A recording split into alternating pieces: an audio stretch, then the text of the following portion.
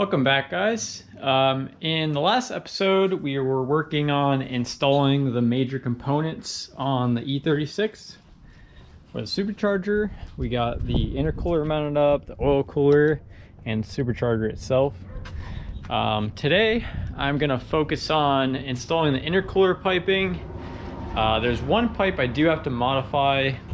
It's actually hitting on the AC bracket, and the previous owner just kind of put some tape on there and cushioned that, so I'm gonna have to get that re-welded.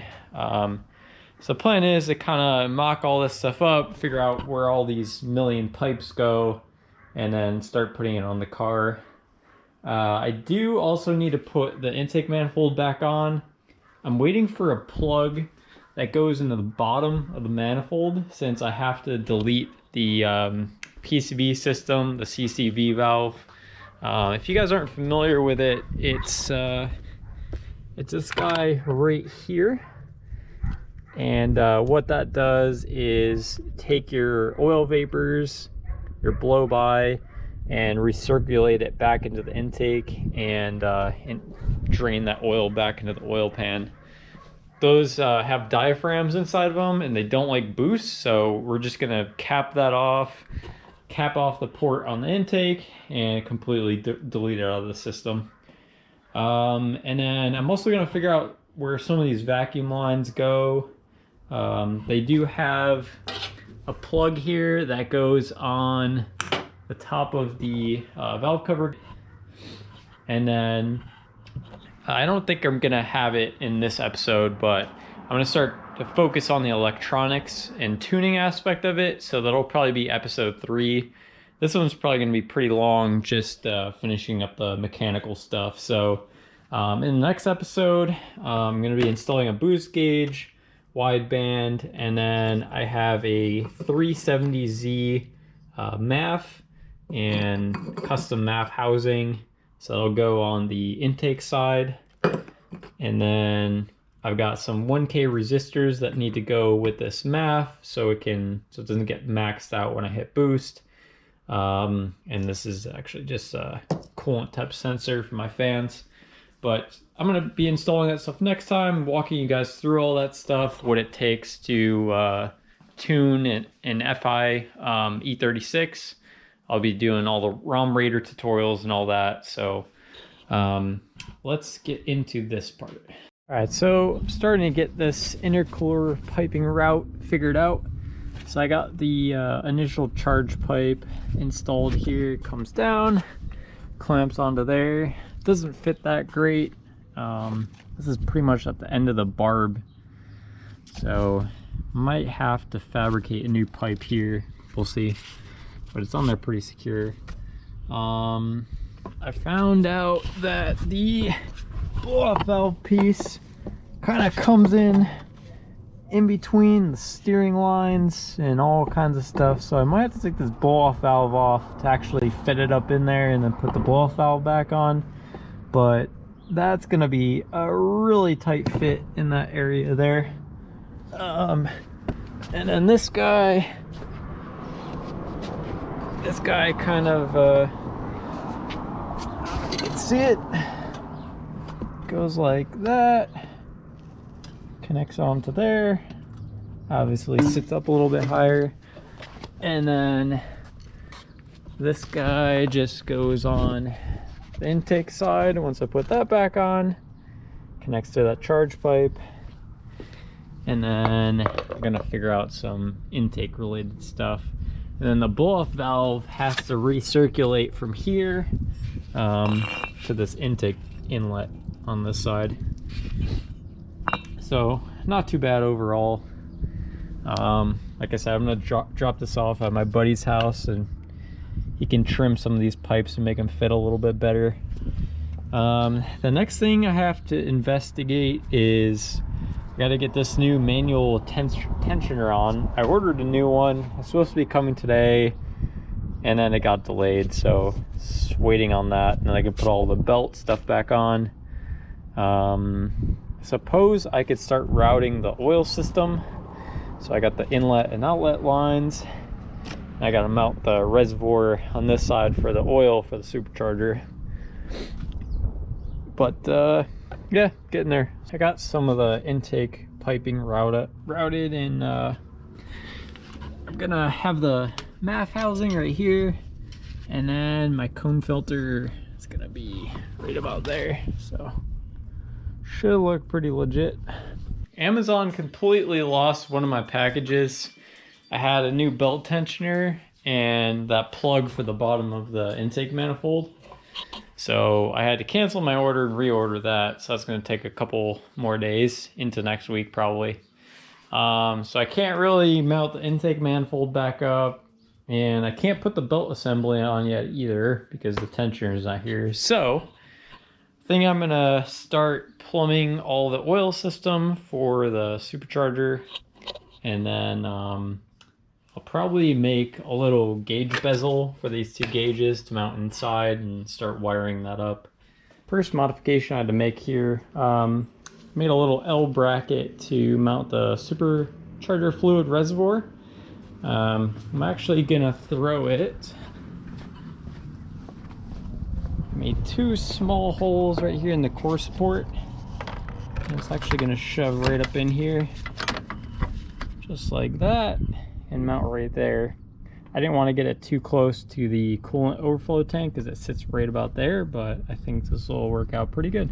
We got all the lines run for the supercharger in and out on this, and then the bracket, I ended up just kind of drilling a hole in the radiator support, mounted right here.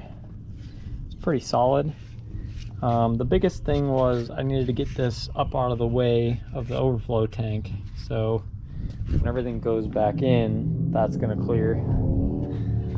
Very tight space. I might have to loosen these and turn these a little bit more, these lines, but it's looking pretty good. So I think I'm going to work on making that gauge bezel next for my two gauges. I got some sheet metal, and then I got like a 2-inch hole saw to make the two holes. And then we should be able to take that console apart and just put that bezel in and mount those two gauges. The plan is to put the gauges in here, and I'm going to make a little bezel to hold them in place. Just need to figure out how exactly I'm going to mount this. This is my horrible attempt at making a gauge pod. I think I'm just going to order one. I don't have a vise big enough to hold this piece while I'm drilling it out, so yeah. Moved on to wiring up the gauges. I kind of ditched the gauge bezel idea and just ordered one from Amazon. I got a single DIN, so it should fit in one of these slots on the bottom here, and then I can mount my two gauges there. But I want to show you guys real quick how to wire stuff on BMWs. It's fairly straightforward. So I'm going to be wiring up these two gauges. Basically, all you need to know is in BMWs, E30s and E36s, I don't know about the newer generations, but any wire in the car that's red and yellow, red with a yellow stripe, so these two right here, are going to be 12-volt switched power. So these are supplied power when the key is on. Exactly what you're going to need for your gauges and all kinds of other accessories. So essentially, if you find any of these wires, you can tap into these and they're going to give you the switch power that you need. These were off of some of the plugs that sit along the bottom here. I believe there's like the heated seats and there's switches, ASC buttons. So here's two off of this. And then what I ended up doing was, for my two gauges, we've got these three red wires all lumped together into this plug here. So this is going to be your power. I got my two grounds for both gauges. So both those black wires are going into this plug. And then this is going to be my data acquisition for the serial port I need for the wideband to feed this into my laptop. So I'll show you guys how to wire up that connection in a minute. Just to recap, We got our ground wire. We got a tap. I hate using these taps, but for tapping into existing OEM wiring, I think this is a way to go. We got your ground wire that was going to the cigarette lighter. This nice thick ground, wanted to use that. And then we got this connection coming off of there for the grounds. And then again, we got this red and yellow striped wire, which is your switched ignition. And then we got a power wire for the gauges coming off that. We got all of our power wires going into there. And then once I turn the key on here,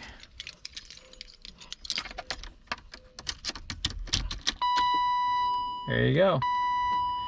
Wideband is saying sensor because I don't have my actual wideband O2 hooked up yet. So yeah, there's a quick and dirty way to wire up your gauges. Now I need to run the wideband cable through the bulkhead, through the glove box area, and then I need a vacuum line going to my boost gauge all the way from the engine bay coming through to here as well. So one thing I absolutely hate about gauge wiring is trying to pass through the firewall, get all those connections set up, so we'll work on that next. So right now we need to set up our actual data link to the wideband. So I have a serial cable, which I just cut the other end of it off. These wires are going to connect to the outputs from our wideband sensor. This is going to a serial to USB adapter, and then we got the USB cable on this end. So we're going from basically data from wideband to USB. So we're making our own USB cable essentially. If you buy one of these AEM widebands, they got this really nice diagram, and then they show you the actual pinouts for your serial connection. So you got this blue wire, which we tapped in the other clip there, and then black wire needs to go to ground. So we need to wire up just those two pins on our serial connection, and then we should have data acquisition going to the laptop so we can tune the wideband alongside the rest of the data coming from the ECU. Anyone looking to make a serial connection on your wideband, if you're following along, I pulled up a diagram of wire colors for my serial cable here. So you can actually look at the connector and it has the pins numbered. You probably can't see in the video, but essentially need pin 1 and 4 connected, just like this diagram here. If it's facing this way, same way. And that corresponds to pin 1 being white, and then pin 4 being orange. All right, so we got orange and then white. So that should be our data and ground wires for the wideband. My 1 and 4 pins ended up being completely different from what it said on the internet, so double check your pins. I stuck a little push pin in mine so I can get the voltmeter on there so I can see what pins went to which colors. And on mine it was red for pin 1 and yellow for pin 4, so just keep that in mind if you're doing something like that. I don't think the colors are standardized inside of these plugs, so you may want to double check. So I think that's gonna do it for today's episode. Again, I'm at the mercy of parts right now. I should be able to wrap this up hopefully next week, so stay tuned for another episode on that. Because I really want to get this thing done and tuned and everything and running. Because I'm going to be getting the engine back on the Corvette, I think next week as well. So I want to finish the assembly on this motor, throw this back in this car, and get this running too. So hopefully I should have both of these done the next couple weeks. It's going to be a busy couple weeks, but should be able to do it.